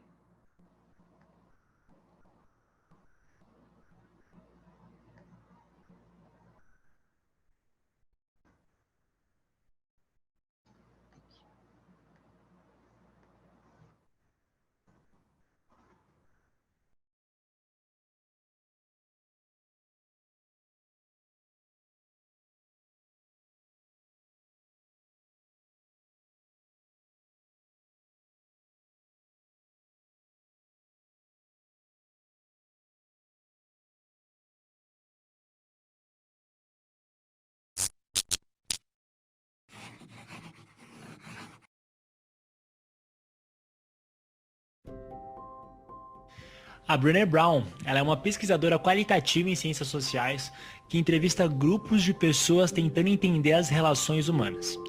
Em um dos TED Talks mais assistidos da história do YouTube, ela divulgou uma pesquisa que durou 6 anos com o objetivo de destrinchar os fatores que explicam o fenômeno de conexão humana. Isso foi o que ela descobriu. Sabe quando você recebe aquele feedback do seu chefe em que ele ressalta as 45 coisas positivas em você e aí acaba destacando só uma única oportunidade de crescimento? O que acontece com a nossa natureza de focar no negativo é que esse defeitinho, essa única oportunidade de crescimento, vai acabar tirando nossa noite de sono naquele dia. E esse comportamento de focar no negativo apareceu muito na pesquisa da Brené Brown. Toda vez em que ela explorava com os entrevistados o assunto amor, por exemplo, as pessoas traziam casos em que elas sentiram o coração delas partido. Quando, por exemplo, o assunto era pertencimento, esses entrevistados traziam histórias de quando elas se sentiram excluídas.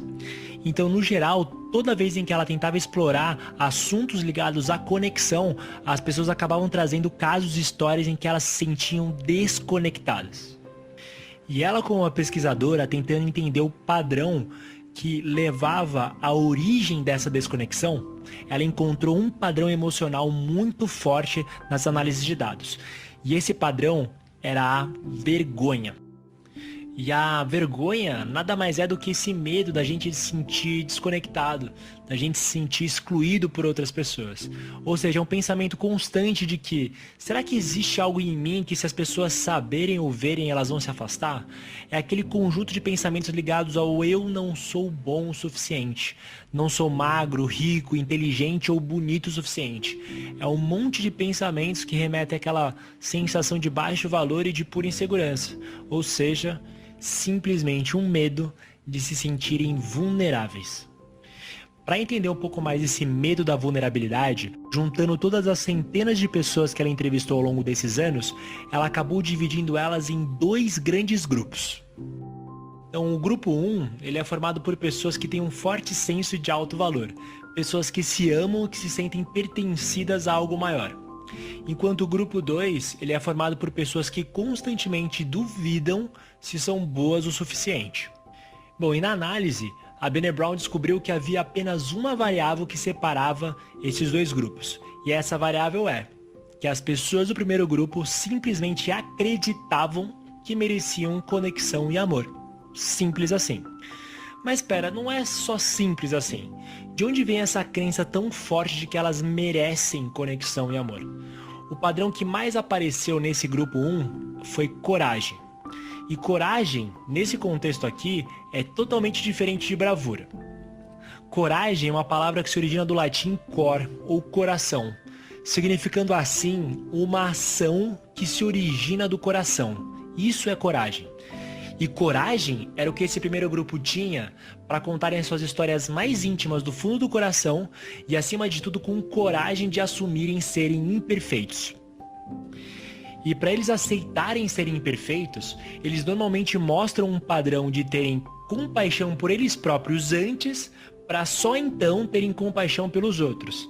Isso faz muito sentido, né? Como que a gente pode realmente ser gentil com os outros se antes a gente não é nem um pouco gentil com nós mesmos, né? E justamente por eles terem essa autocompaixão antes, as pessoas do primeiro grupo, elas estão realmente dispostas a abrirem mão daquela pessoa que a sociedade espera que elas sejam, para elas efetivamente serem aquilo que elas autenticamente são do fundo da alma. Mas ser autêntico e verdadeiro é uma faca de 2 gumes. Ao mesmo tempo em que sua verdade ela ajuda você a expressar os seus talentos naturais, ela ao mesmo tempo exige que você seja absolutamente verdadeiro sobre quais são os seus defeitos. E isso significa muitas vezes você ter a humildade de reconhecer verdades difíceis, do tipo: sou egoísta, sou ciumento, sou carente, sozinho ou até mesmo arrogante. Aceitar essas verdades dói muito.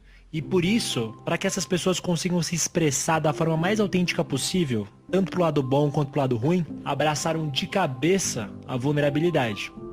Elas dizem que a vulnerabilidade é necessária para elas dizerem eu te amo primeiro, para fazerem coisas sem nenhuma garantia de retorno, de investir em um relacionamento que pode talvez não dar certo, ou de investir, por exemplo, horas e horas em um canal do YouTube sem saber se vai virar. Ou seja, abraçar a vulnerabilidade significa você abrir mão do controle e da previsibilidade de resultados. E olha, abrir mão disso tudo machuca. E largar o controle e abrir o coração para a vulnerabilidade dói tanto que, para a gente evitar sofrer nesse início, a gente acaba amortecendo, entorpecendo a nossa sensibilidade. Para a gente fugir dessas emoções que não nos agradam, que machucam, a gente acaba encontrando várias válvulas de escape.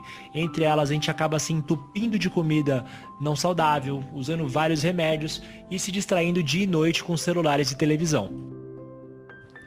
O problema é que não é possível você seletivamente amortecer só algumas emoções. Não dá para separar aqui em duas cestas, tipo, olha, aqui são as emoções ruins que eu não quero sentir e aqui estão as emoções boas que eu quero sentir. Tudo tá interligado. Se a gente começa a deixar de sentir o que desagrada, a gente também deixa de sentir aquilo que dá alegria, gratidão e felicidade para nós. O sentir, ele é universal. E quando você bloqueia sentimentos ruins, você acaba, consequentemente, também bloqueando sentimentos bons. Bom, e para fechar, o que eu aprendi com a vulnerabilidade é que ela machuca sim. Mas eu diria que ela machuca muito menos do que você esconder as suas fragilidades.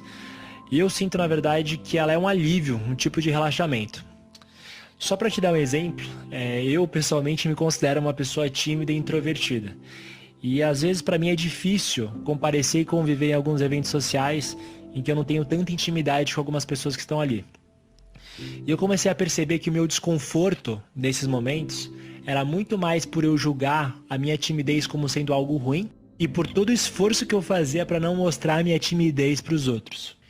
Ou seja, o desconforto vinha muito mais do meu esforço de esconder a timidez do que pela própria existência da timidez por si só. E justamente a partir do momento em que eu aceitei conviver com esse desconforto desse meu julgamento e conviver com a minha timidez e aceitar que eu sou tímido, grande parte desse desconforto começou a sumir quando eu assumi essa postura mais vulnerável.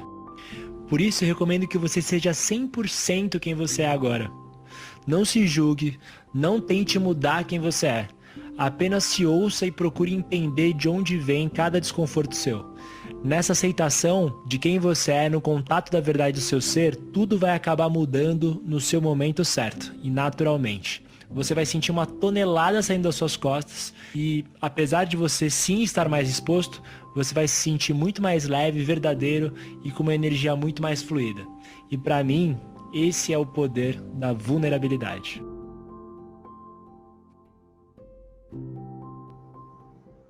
Obrigada, Felipe. Pode tirar, por favor. É um vídeo que nos provoca, né, em algumas questões, e é aquele movimento que eu comentei com vocês, da importância da gente olhar para si. Inclusive, eu fico pensando, gente, é muito desafiador ser professor, eu imagino. Ficar numa sala com 30, 35, 40 pessoas não deve ser nem um pouco fácil. Mas eu tenho visto que, às vezes, a gente chega para os alunos sustentando um afastamento, né? Eu sou professor, você é o aluno, e eu vou dar minha matéria e você dá um jeito de aprender, tipo. E, assim, é claro que esses papéis eles têm que ser bem definidos, sim, mas o aluno ele fica muito feliz quando ele descobre que o professor também é gente. Tipo, vocês podem me dizer isso, mas tipo, nossa, professora, mas você vai no samba? Nossa, então, assim, é muito interessante como eles ficam encantados quando a gente deixa vazar um pedacinho da gente. E eu acho que deixar vazar esse pedacinho da gente cria conexão. É claro que a gente não vai se expor, a gente está ali a trabalho, né, necessariamente, mas faz parte das relações. E eu acho isso importante. E isso com os colegas também, não saber de tudo, tentar não ter o controle sobre tudo, né? Que a Valesca está trazendo, inclusive do Sérgio Lerdo no fim do trimestre. Respira, atualiza, lança tudo de novo. Realmente, a gente fica se pressionando demais É claro que a gente tem compromissos, é claro que a gente tem que ter uma organização pessoal, mas, por exemplo, a questão do WhatsApp, né? Acho que na pandemia, para vocês que já trabalhavam como professores, deve ter sido uma coisa muito louca, né? Porque agora os alunos mandavam mensagem para o professor, não tinha hora mais, né? E assim, a gente precisa falar dessas coisas, mas a gente, às vezes, também se identifica muito com o lugar de que tem que responder todo mundo prontamente. A gente se identifica muito com o lugar de que eu não posso deixar o outro esperando um pouco. E isso, e aí eu estou falando uma perspectiva de cuidado de saúde emocional de vocês mesmo, assim, porque isso muitas vezes nos adoece, porque a gente não vai conseguir responder todo mundo o tempo inteiro. E assim, acho que vale uma reflexão de por que a gente demanda da gente isso. É não querer suportar que o outro vai falar assim, ai, Leonardo não me respondeu no tempo hábil, nossa, mas Valesca, enfim, a gente é ser humano, a gente não foi pensado para poder estar se comunicando com tanta gente ao mesmo tempo, como a tecnologia hoje nos impõe. Então, eu acho que para a gente ter, né, uma vida profissional um pouco menos angustiante, né, a gente precisa entender dos nossos limites. Olha, hoje eu não vou responder mais. Amanhã eu falo sobre isso e tal, ou sobre isso eu não sei. Acho que passa por um processo da gente poder se acolher, porque senão a gente não consegue acolher o outro, né? A gente não consegue trabalhar uma perspectiva de acolhimento direcionada para o estudante se eu não me sinto acolhido, se eu não me acolho, se eu não reconheço meus limites. E, assim, saber mesmo que ninguém é bom em tudo o tempo todo, mas que eu tenho várias coisas que eu faço super bem. E se essa coisa que eu não fiz tão bem, a próxima aula eu vou preparar melhor, ou dei um problema aqui na sala de aula, vou tentar entender o que aconteceu. Vi que aqui na minha escola tem relações engessadas, pautadas talvez por um clima muito de competição, que chega a adoecer. Vou tentar fazer algumas falas que vá para outro lado disso, porque isso não vai fazer bem para a gente no nosso cotidiano. Então, acho que basicamente era isso que eu queria deixar aqui para vocês. Tiago colocou aqui 44 filhotes. A Valesca, né, colocou o negócio do Sérgio e tal. Aí o administrador comentou que eles ficam super curiosos, que quando a gente fala, e aí, inclusive, até de dizer, gente, hoje vocês estão me deixando mal, desconfortável de dar aula, porque está impossível desrespeito aqui, essa conversa, esse incômodo. A Thelma, ela traz muito uma questão de que a gente deveria trabalhar no espaço escolar os conflitos de forma que eles produzam aprendizagem. Geralmente, a gente quer acabar com o conflito na hora que ele está acontecendo, ou punir o conflito, e eu acho que a gente vem fazendo isso de uma maneira muito errada, porque, por exemplo, um estudante cometeu lá um ato que está previsto pelo regimento interno, que ele tem que ser suspenso. Uma coisa que a gente tem discutido muito é que a suspensão, de acordo com o regimento, ela tem que ser cumprida no espaço escolar, com outras atividades. Mas é muito comum a gente decidir que a suspensão, o menino fica em casa. Para o menino, ficar em casa, muitas vezes é bom. Então, não necessariamente a suspensão vai dar a ele a sensação que a gente gostaria de que, você fez uma coisa errada aqui do nosso regimento, você está tendo uma punição. E aí, quando esse estudante volta da suspensão, a gente não conversa sobre o que ele fez. E aí eu não gero aprendizagem. Então, eu tenho estudado e quero pensar muito como que a gente leva através do apoio e pensar junto com vocês, como que a gente começa a trabalhar os conflitos no espaço escolar para gerar aprendizagem também. Como que eu aprendo a respeitar o meu colega a partir de um evento em que eu fui ofensiva e agressiva com ele, né? O que a gente aprende com isso? Então, acho que a gente precisa também, muitas vezes na escola, há uma sensação, um sentimento de urgência de resolver os problemas também. Tipo, aconteceu tal coisa aqui, meu Deus do céu, a gente tem que dar um jeito de resolver. Calma, vamos compreender melhor essa situação. e vamos pensar juntos, e vamos incluir todo mundo que é responsável nisso. Ninguém tem que resolver sozinho uma situação. Ah, mas foi na sua aula. Tá, foi na minha aula, mas eu preciso aqui da ajuda do coordenador, pensar junto, vamos conversar com a família, vamos pedir ajuda para o apoio. É muito difícil ter um problema no espaço escolar que necessariamente ele não possa esperar um pouquinho para ser resolvido. Então, às vezes, a nossa urgência nos atropela nas melhores estratégias que a gente poderia utilizar. Claro que quando envolver um risco, né, de morte, alguma coisa assim, a gente tem que acionar o SAMU, alguma questão assim. Mas muitas situações a gente precisa, inclusive, ouvir do aluno, tipo, por que você fez isso? O que você entender com esse estudante? Eu costumo dizer que muitas vezes a gente fala muito do estudante e pouco com o estudante. E quando a gente fala com o estudante, talvez a gente consiga responsabilizá-lo nessa perspectiva. Porque não quer dizer que eu estou falando com ele, que eu estou concordando com a contravenção, sei lá, com a questão que ele fez, mas é porque mesmo ele tendo errado, eu estou garantindo a ele o direito de ser escutado e que a gente possa junto construir, ressignificar o equívoco que ele cometeu.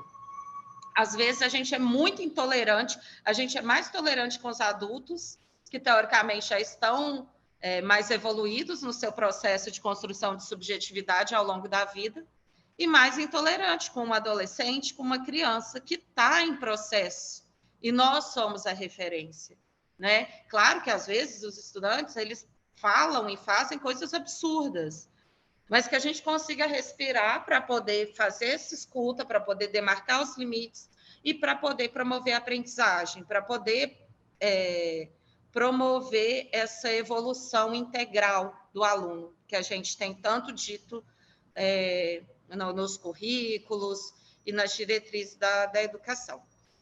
Então, gente, era isso. Eu vou finalizando minha fala por aqui. Estou vendo aqui que a Amanda perguntou, as duplas já ficam sim na superintendência, a escola pode acionar. Francine está trazendo sobre o acolhimento que ela faz com os alunos, né? E é muito bom para tirar uns minutinhos para isso.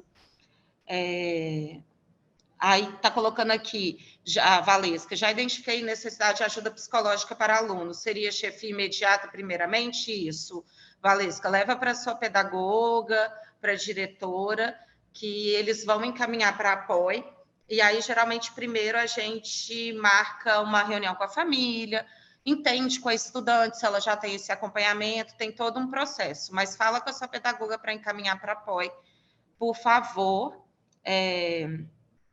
Acho que a Paula vai ficar aqui para falar da atividade de hoje para vocês.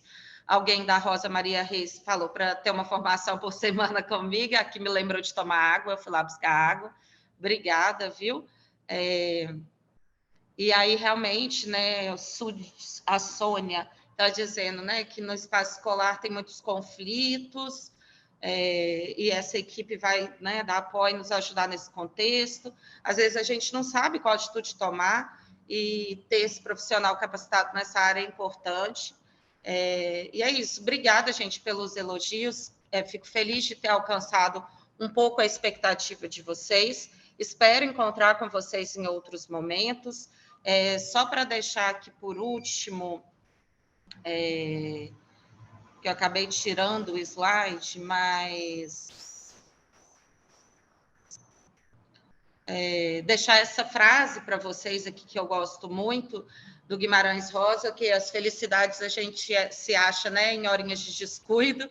Essa foto aí, a gente saiu quase todo mundo dormindo, mas foi com os estudantes da Primobit, na primeira semana de aula deste ano, que a gente faz questão realmente de estar muito próximo da escola, de estar muito junto. E essa foto é uma foto assim, que me remete a um trabalho muito difícil, porque nunca foi tão desafiador para mim atuar numa escola, como foi na Primobit, considerando tudo que aconteceu lá, mas que mesmo assim eu consegui sentar com os alunos lá nos puffs e bater um papo e rir um pouco e tirar uma foto. Então, que a gente possa criar no nosso espaço de trabalho essas horinhas de descuido para ser feliz, né? No cafezinho, num projeto, no happy hour, na comemoração que vocês podem organizar aí de terem passado no concurso. Eu deixo aqui meu e-mail institucional da SEDU, que é o PM Nascimento, o nosso e-mail do Apoie e o telefone aqui da sala. O site do Apoie é apoie.sedu.es.gov.br. E realmente desejar boas-vindas, falar para vocês que a gente fica muito feliz com a chegada de vocês na rede. Eu trabalhei 8 anos no RH, com concurso, processo seletivo aqui na SEDU, e eu adorava o dia de escolha de vaga, apesar de ser muito angustiante para quem está chegando, mas é porque eu ficava assim, cara, é muito importante esse momento da escolha de vaga. Eu vou estar ajudando uma pessoa a escolher o lugar que ela vai trabalhar por muito tempo aí, provavelmente. E para mim, assim, até hoje eu brinco com o pessoal lá do RH, quando for ter escolha de vaga de concurso, me chama, porque assim, fica numa loucura, né, que a gente não sabe se é perto da nossa casa, e aí, assim, eu me sentia muito importante de verdade, de poder ajudar vocês que estão chegando na rede, vocês que são fundamental para a rede acontecer. Então, eu queria mesmo parabenizar, desejar boa sorte, desejar que eu me encontre com vocês em outros momentos aí da atuação nossa na educação, tá bom? Obrigada, Paola. Um abraço, gente. Imagina, Priscila, muito obrigada a você. Novamente, obrigada por ter aceitado o nosso convite. Você foi extremamente elogiada aqui no nosso chat. Todo mundo gostou muito da sua apresentação. Lembrando que a apresentação da Priscila vai ficar gravada, assim como as outras. A gente disponibiliza um pouquinho depois, quando a gente finaliza aqui a nossa web. É o tempo de eu conseguir fazer o download da gravação. E aí eu disponibilizo lá na plataforma. Depois, quando o Hernani, que é o nosso designer, ele faz a edição, eu troco os links e coloco a edição que a gente sobe lá no YouTube, tá bom? Muito obrigada mesmo, Priscila. Gratidão aqui em nome do Cefop. Em relação à atividade, eu acho que Natália, foi você, Natália, que colocou que não tinha uma dúvida? Se puder colocar aqui, Natália. Foi você mesmo, Natália. Qual é a sua dúvida, Natália? E aí a gente dá...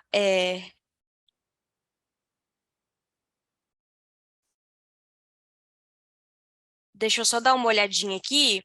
Enquanto eu vou abrindo aqui, pessoal, só para relembrá-los que é o seguinte, as atividades elas foram abertas hoje às 7h30 da manhã, todas as atividades da semana, assim como a gente fez no combinado da semana passada, elas vão fechar na sexta-feira às 23h59, tá bom?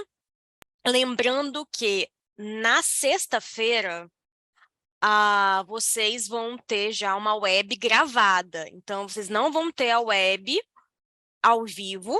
E aí, o que a gente vai fazer para vocês não deixarem de assinar a lista de presença? A gente vai colocar lá nos materiais da web de sexta o link com a lista de presença, tá bom? Então, não esqueçam de assinar a lista de presença da sexta-feira. E vocês precisam assinar ela na sexta-feira, tá, gente? Porque toda a contagem ela é feita diariamente. Então, assim, vai ficar lá.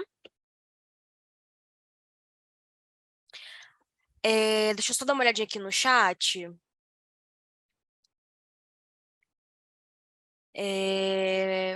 Natália estava perguntando sobre o modelo.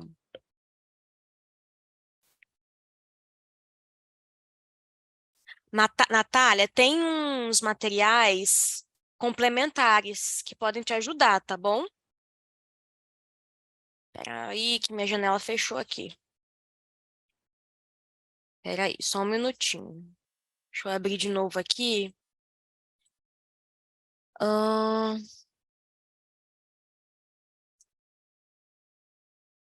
Isso, Sônia, exatamente. A atividade de acolhimento para para as primeiras semanas de aula. No caso de vocês, não vai ter isso, né? Porque vocês já estão ingressando no decorrer do ano letivo, tá? Porque foi atividade baseada na primeira turma também. Com relação à frequência, quando vocês estiverem de atestado ou de abono, o que vocês precisam fazer? Vocês precisam subir esse atestado ou essa solicitação de abono lá no edocs. Você vai subir e vai enviar para a Cefop. E aí você vai mandar também para o meu e-mail, pfsantos@cedu.es.gov.br, tá bom? Feito isso, você não tem nenhuma penalidade com relação à formação nem nada. E aí o que você fica incumbido, o que fica dentro da sua responsabilidade é assistir a gravação posteriormente. Com relação à lista de presença, quando você pega o abono, você não assina a lista de presença, mas é sua, ou então atestado. Você não vai assinar a lista de presença. Porém, como você vai ter me avisado e vai estar lá no edocs, é como se essa falta fosse, de fato, abonada. Então, assim, a gente finge, né, que não ocorreu nada, assim, você é como se você estivesse presente, mas você não está presente de fato porque não assinou a lista, mas essa falta, ela é desconsiderada, então no final não conta essa falta, tá?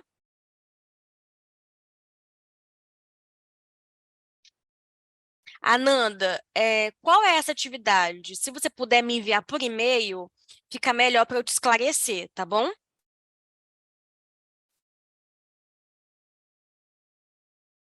A Valesca falou que estava de atestado, mas assistiu e fez a formação. Ah, Valesca, então você fez atividade.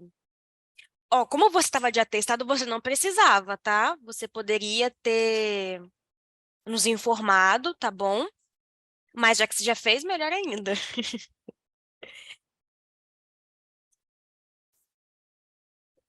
Natália, pode ser feito sim num formato de plano de aula, tá? Pode sim. Então é isso, pessoal. As atividades sobre as férias de janeiro, qual é a pergunta? Se vocês vão ter férias de janeiro? Bom, gente, eu não tenho essa informação aqui, mas creio que sim. Inclusive, sobre as férias de julho, que eu vi que tinha muita gente perguntando, é o seguinte, ó, o que eu sei até então, pessoal, é, os professores, vocês que estão ingressando, não sei se ainda já deram uma lidinha no regimento e tudo mais, mas os professores, professoras e professores têm 45 dias de férias, tá? Diferente, por exemplo, do técnico, por exemplo, de mim, né? O técnico está aqui na CEDU, nós temos 30 dias de férias, ou então o gestor da escola, o diretor, o pedagogo, que tem 30 dias de férias, tá bom?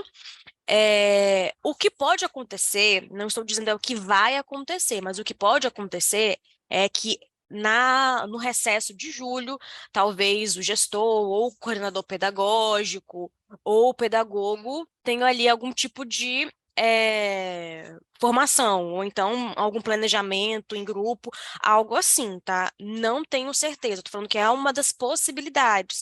Por quê? Porque eles têm 30 dias, então eles estarão presentes na escola nessa semana de recesso, entendeu? O professor, como ele tem 45 dias e tem férias coletivas, eles estarão no recesso, tá? Tô falando que essa é uma das possibilidades. Tô falando isso porque com relação aos coordenadores pedagógicos, eu já sei que ele tem algumas formações que os coordenadores pedagógicos eles vão ter que fazer durante o ano. Então, ainda não tenho certeza se calha de ser, né, na semana do recesso em julho. É só um panorama para vocês terem, tá? Então tá bom, gente. É isso, qualquer informação que eu tiver a mais, eu deixo lá na plataforma e chega com um aviso para vocês, tá bom? Amanhã a gente está aqui de novo, às 8 horas. Vou até confirmar para ver qual é a formação de amanhã. Então, amanhã a gente tem o web sobre avaliações externas. Muito legal, tá? Bem significativo essa palestra, esse webinário. Então é isso, pessoal. Muito obrigada. Obrigada por estar aqui. Uma boa semana para nós, de muito trabalho, muita saúde. E amanhã às 8 nós estamos aqui de novo, tá bom? Abraços a todos e até amanhã.